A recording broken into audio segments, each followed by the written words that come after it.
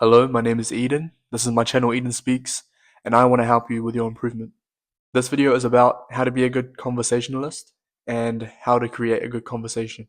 The first thing, remember the name, the power of the name. I speak it a lot in my videos in the past, and the art of remembering someone's name and the concept of remembering their name is very important because deep down in humans and everybody, we have a deep desire to feel important or to feel of some importance in some way or another, feel appreciated. We love to feel appreciated. Even if people say they don't, it's a good feeling. It gives them a warm feeling in their chest, in their heart. So remembering their name is uniquely to them. Their name is their name. Whether their name is John, David, whatever, it's uniquely to them. So they're gonna feel important if you make the small effort to then keep it in your brain when you're talking to them. So this little effort, if you put it into practice, it can help you with your conversations with people. And people, even just this little aspect, even if it's a small little interaction with someone and you have remembered their name and they may not remember your name, but you remember their name, they're gonna walk away from that being like, damn, he actually tried to make an effort to remember the name. And that's something small but can make a big impact. So do that. Remember their name. Asking deep questions. So a lot of people are kind of some people think that it's scary or personal to ask deeper questions in a conversation. And I think that if you're trying to be interested in getting to know somebody and even just learning off somebody, you you got to be comfortable with asking those deep questions, those possibly uncomfortable questions, because it can really get to the conversation will get to bigger depths. You can then have fun while you're talking. Like it can be something you can actually take away something from a conversation. All the small talk and hey, how's your day going? Good. How's yours? Blah blah blah blah. That sort of stuff. That's necessary, and there's a time and place for that. But to actually have substance to the conversation, ask those deeper questions, and don't be afraid to ask them. Because if someone's not willing to answer the question you ask and it's too personal or too deep, then they're not comfortable with it. That's okay. You can change the question, or you can move forward and move on and leave them alone, and that's okay. That's nothing. That's no hurt feelings. It's completely fine to do that. And just another mindset to remember is to act like they're teaching you something. Act like you can learn something from them. Because if you're genuinely interested in somebody and you as you should be, like I feel like a lot of different people are interesting, and a lot of people's different have different lives, different upbringings, different perspectives, and it's very interesting. Me personally, I think it's fun to learn from other people, no matter what age they are, no matter anything, just how people think, and to be genuinely interested in somebody can help you positively impact the conversation too. Because if they can feel you're being genuine and they can feel that you are actually asking these questions for a reason, whether you are learning something to then gather a new perspective for yourself, or you're learning something like they're teaching you like a new skill, or they're teaching you something at the gym, or teaching you something about something that you didn't care about before, and it will really help carry the aura in a positive way during the conversation. So do that as well. So remember the name. It's a big impact. It's a small effort that helps make them feel important. And then also ask deep questions. Don't just ask surface level questions, because you actually get something from the conversation and they're gonna walk away with something from the conversation too. The next one, the third one, is making sure that throughout the conversation you are making eye contact from time to time, that you're smiling, that you're engaging in the conversation, that you're genuinely listening. Like, actually take the time to listen to what they're saying, the story that they're telling, the thing they're trying to teach. Take the time to actually listen, really listen. And then when you are listening, this goes into the fourth one. But while you are listening to them, be very patient. Don't try not to cut them off, because it's not an argument, it's not a debate.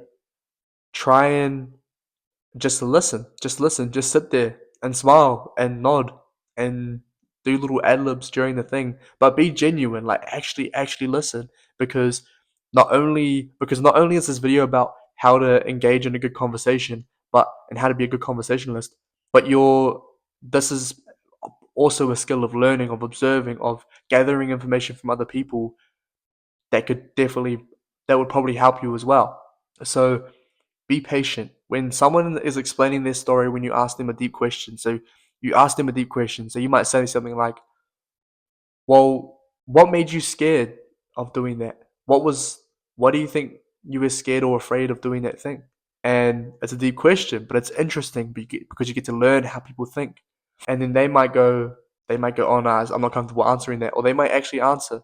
And when they answer and they're telling a story, they're like, oh yeah, well, when I was a kid, this thing happened to me and it really impacted me because of this. Genuinely listen because you're learning. And being appreciative of the story and the openness of the other person to be able to be comfortable with you. And so, like, the smiling, the eye contact, the being genuine, all that sort of stuff is going to help with that person feeling comfortable with you. If you want to create that safe place for them, no matter what environment you're in, to create that safe place with these little mannerisms and these little being in the moments situations, you're then creating a just a good rapport with the person, a good impression with the person. So do that as well. Letting them speak more, letting them be the one talking more. Let them talk, let them talk. And when you have something that pops in your head, like a question or anything, if you have something that you want to say, put it to the side while you're listening. You're genuinely listening, and you put a question to the side that you know you really, really want to ask, or you you know would keep the conversation going pretty strongly. Keep it to the side at the back of your mind. Keep it there, and just listen, and then wait for the perfect moment to then ask that question or say what you want to say and express it. But I feel like doing these things will then help you have bigger impact and influence on the people around you because as long as you're being genuine, because like you don't want to go in the like I know I say you're learning something for yourself, but it's not a selfish thing. It's more of just like appreciating other people, appreciating other people's experiences and knowledge and everything, and just being interested in people, just being interested because people are interesting. There's some interesting people out there, and just to then impact or influence this person in any positive way that you can will help your relationships build stronger, will help your how people talk about you around them.